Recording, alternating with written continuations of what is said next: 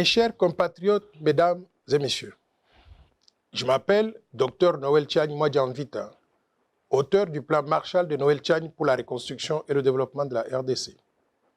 Je suis 100% congolais. La RDC est la terre de mes parents, grands-parents et arrière-grands-parents du côté de mon père et de ma mère.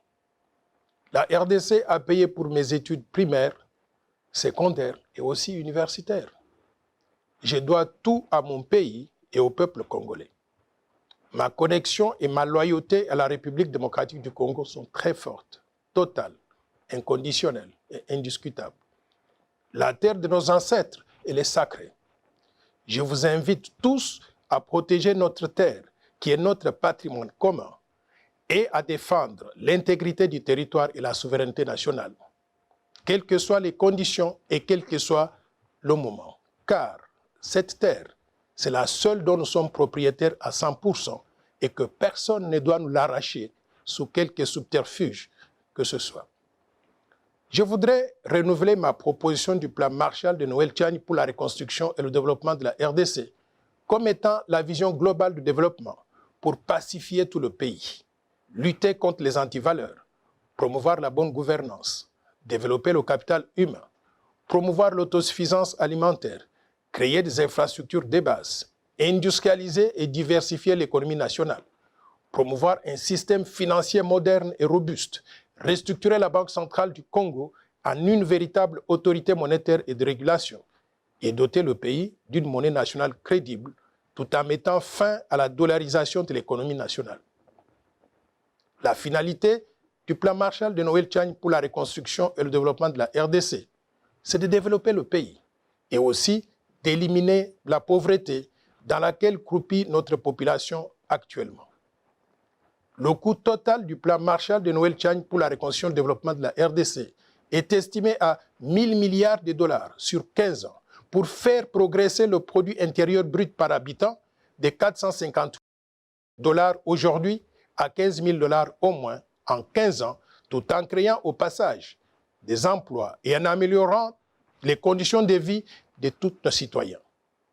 Ceci est tout à fait possible car je suis convaincu que l'impossible n'est pas congolais. Mais nous ne pourrons pas réaliser ce rêve si la RDC arrivait à perdre sa souveraineté. C'est pour cela que nous devons nous battre pour protéger la souveraineté nationale, étant donné que le destin de notre pays se trouve dans les mains de ses filles et de ses fils que nous sommes. Pour préserver la souveraineté nationale, je propose que la fonction de président de la République démocratique du Congo soit réservée aux Congolais nés de mère et père congolais. La suite logique du verrouillage de l'accès à la présidence exige la même portée de la nationalité au dauphin constitutionnel du président de la République, c'est-à-dire le président du Sénat congolais. Le verrouillage doit aussi couvrir quelques postes de souveraineté nationale, qui sont le président de l'Assemblée nationale, le haut commandement militaire, le haut commandement du commissariat général de la police nationale, le directeur général des migrations, connu communément comme étant la DGM, l'administrateur général de l'Agence nationale des renseignements, connu comme étant l'ANER, les hauts magistrats de la République, le Premier ministre et les ministres régaliens, c'est-à-dire les affaires étrangères, l'intérieur, la défense, la justice et les finances. Beaucoup de compatriotes ont déjà compris les enjeux du fait de l'infiltration au sommet de l'État depuis plusieurs décennies dans notre pays. Ces compatriotes soutiennent ma position de verrouillage. Mais comme il faut s'y attendre dans une démocratie naissante, quelques compatriotes s'y opposent en avançant comme argument, d'une part, que la loi proposée serait discriminatoire parce qu'elle écarterait une partie des Congolais et certains candidats potentiels aux élections de 2023.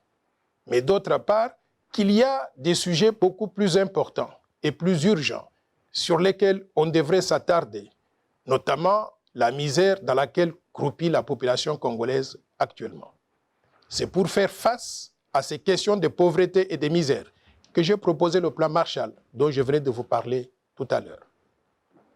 Chers compatriotes, mesdames et messieurs, ma proposition de verrouiller l'accès à la présidence de la RDC et aux fonctions très sensibles est importante. Pourquoi? Parce qu'elle porte sur un aspect crucial de la vie de notre pays, l'accession aux plus hautes fonctions de souveraineté nationale. Ma proposition de loi ne porte pas sur les conditions d'acquisition de la nationalité congolaise ou sur les modifications de ces conditions d'acquisition de la nationalité congolaise. Ma proposition ne changerait donc rien quant à la nationalité de ceux qui sont déjà congolais actuellement. Je voudrais vous parler d'un article important de la Constitution qui parle de ces questions de nationalité. C'est l'article 10 de la Constitution de la République qui est très clair au sujet des conditions d'acquisition de la nationalité congolaise. Cet article stipule ce qui suit. La nationalité congolaise est une et exclusive. Elle ne peut être détenue concurremment avec aucune autre. La nationalité congolaise est soit d'origine, soit d'acquisition individuelle. Est congolais d'origine toute personne appartenant aux groupes ethniques dont les personnes et le territoire constituaient ce qui est devenu le Congo, c'est-à-dire actuellement la République démocratique du Congo au moment de l'indépendance le 30 juin 1960. Il y a une loi organique qui détermine les conditions de reconnaissance, d'acquisition, de perte et de recouvrement de la nationalité congolaise. Mes chers compatriotes, mesdames et messieurs, je propose aussi que les révisions prochaines de la Constitution de la République démocratique du Congo permettent aux Congolais ayant acquis des nationalités étrangères de recouvrer la nationalité congolaise d'origine, que personne ne doit perdre. Nous sommes nés Congolais, nous vivons Congolais, nous mourrons Congolais et nous serons enterrés Congolais. La nationalité congolaise, elle est sacrée. Personne ne peut l'arracher à qui que ce soit parmi nous. Sur le territoire national, tout Congolais devra se soumettre aux lois congolaises sans aucune possibilité d'invoquer une quelconque immunité du fait de la détention d'une nationalité étrangère. Au vu de l'histoire récente, il sera prudent, à mon avis, d'exclure la double nationalité avec tous les pays voisins de la RDC, et en particulier ceux qui ont eu des velléités d'occupation de la République démocratique du Congo, et ils sont connus. Chers compatriotes, mesdames et messieurs, depuis 1996, les armées du Rwanda, du Burundi et de l'Ouganda ont été rejointes sur le sol congolais par celles de Zimbabwe, de la Namibie, de l'Angola et de tous les pays du monde venus dans le cadre des opérations de maintien de la paix avec la MONUC d'abord et plus tard avec la MONUSCO. Ces soldats étrangers se sont accouplés avec les Congolaises et les Congolais, donnant naissance à des millions d'enfants qui sont tous Congolais d'après la Constitution actuelle. Nous acceptons tous ces enfants comme Congolais et ils ont droit à tout dans notre pays. Sauf que, pour des raisons de souveraineté nationale, nous devons restreindre l'accès à la présidence de la RDC et aux fonctions de souveraineté nationale en les réservant exclusivement aux Congolais nés de mère et de père eux-mêmes Congolais. Ceci éviterait l'infiltration au sommet de l'État à travers des compatriotes qui auraient de loyauté partagée entre la République démocratique du Congo et d'autres pays étrangers. Chers compatriotes, mesdames et messieurs, ma proposition de verrouillage porte essentiellement sur les conditions d'accès à la fonction de président de la République démocratique du Congo, c'est-à-dire sur les critères qui doivent être remplis pour être candidat au poste de président de la République. Pour le moment, ces critères sont définis par l'article 72 de la Constitution de la République démocratique du Congo qui stipule ce qui suit. Nul ne peut être candidat à l'élection du président de la République s'il ne remplit pas les conditions ci-après. 1. posséder la nationalité congolaise d'origine. 2. Être âgé de 30 ans au moins. Et 3. Jouir de la plénitude de ses droits civils et politiques. Et 4. Ne pas se trouver dans un des cas d'exclusion prévus par la loi électorale. Il convient de souligner que ma proposition de verrouillage vient apporter une condition supplémentaire, un critère additionnel, qui est de limiter l'accès à la présidence de la République démocratique du Congo aux Congolais nés de mères et de pères eux-mêmes congolais. Il est important de relever que ce critère additionnel vise à protéger l'intérêt national, la souveraineté nationale, la fonction suprême qui est celle de président de la République en évitant l'infiltration au sommet de l'État et en préservant la fierté d'être congolais et surtout d'être dirigé par un Congolais comme nous. Dans beaucoup de pays, il y a des dispositions qui protègent l'intérêt national et qui empêchent n'importe qui d'accéder à la magistrature suprême.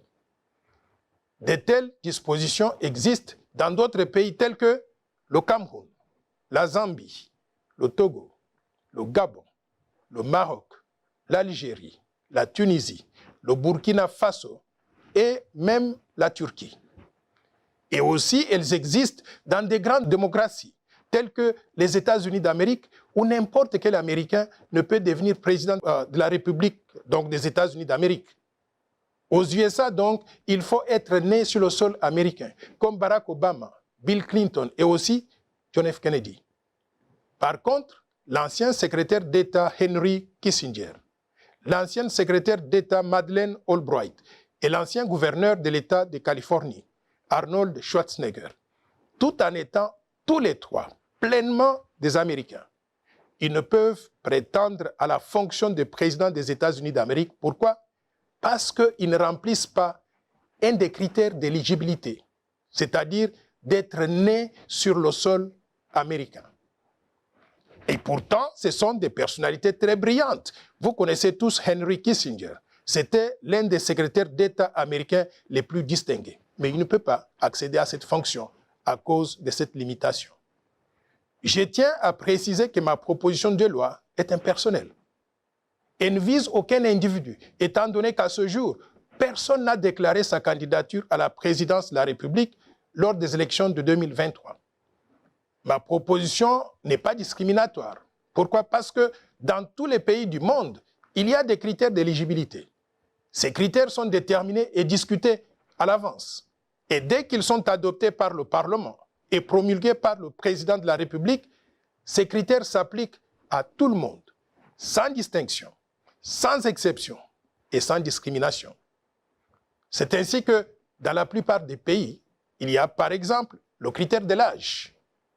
En France, par exemple, pour être candidat au poste de président de la République française, il faut avoir au minimum 18 ans. Par contre, en République démocratique du Congo, on exige du candidat à la présidence de la République démocratique du Congo 30 ans d'âge au moins. Est-ce qu'on peut dire dans ce cas qu'il y a discrimination par rapport aux Congolais qui n'ont pas encore 30 ans d'âge? La réponse est non. C'est un critère qui a été accepté par tout le monde et qui va s'appliquer à tout le monde aussi. Il convient de noter qu'en République démocratique du Congo, les conditions prévues par la Constitution sont complétées par des critères opérationnels, prévus par la loi électorale numéro 17/013 du 24 décembre 2017, modifiant et complétant la loi électorale numéro 06/006 du 9 mars 2006 portant organisation des élections présidentielles, législatives, provinciales, urbaines, municipales et locales, telles que modifiées à ce jour. C'est cette loi qui détermine, par exemple, le montant de la caution à déposer par tout candidat aux élections présidentielles. Mes chers compatriotes, mesdames et messieurs, est-ce que ma proposition de loi est opportune en ce moment précis? La réponse est oui.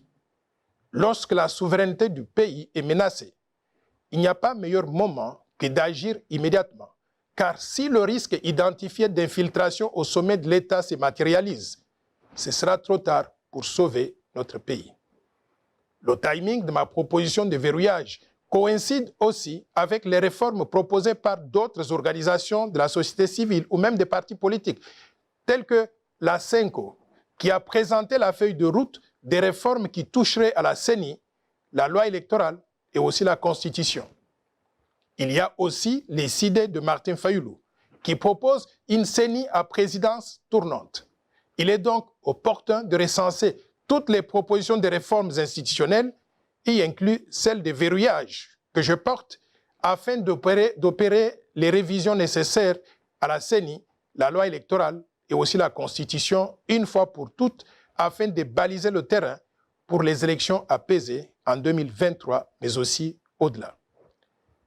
Mes chers compatriotes, mesdames et messieurs, je vous invite tous à participer à ce débat d'idées, de façon civilisée et patriotique, sans insulte ni dénigrement, dans le respect de la dignité de chacun, pour contribuer à un climat de paix et d'élections apaisées dans notre pays. Si ma proposition de loi est adoptée, la RDC ne prendrait plus de risque de donner la magistrature suprême et d'autres fonctions de souveraineté à des personnes dont le cœur, le sang, l'allégeance et la loyauté seraient ailleurs à défaut du corps physique dans notre pays. En démocratie, c'est la majorité qui gouverne. Les Congolais nés de mères et pères congolais étant les plus nombreux, il est normal et logique qu'ils aient l'exclusivité de la présidence du pays et les fonctions essentielles de souveraineté pour que nous puissions protéger ensemble notre fierté d'être Congolais, mais également notre souveraineté nationale. Pour terminer, je vous rappelle que tous les Congolais sont égaux. Ils sont les mêmes. Il n'y a pas un seul individu qui soit moins ou plus important que d'autres dans notre pays. Nous sommes des frères et sœurs. Nous devons rester unis et inséparables.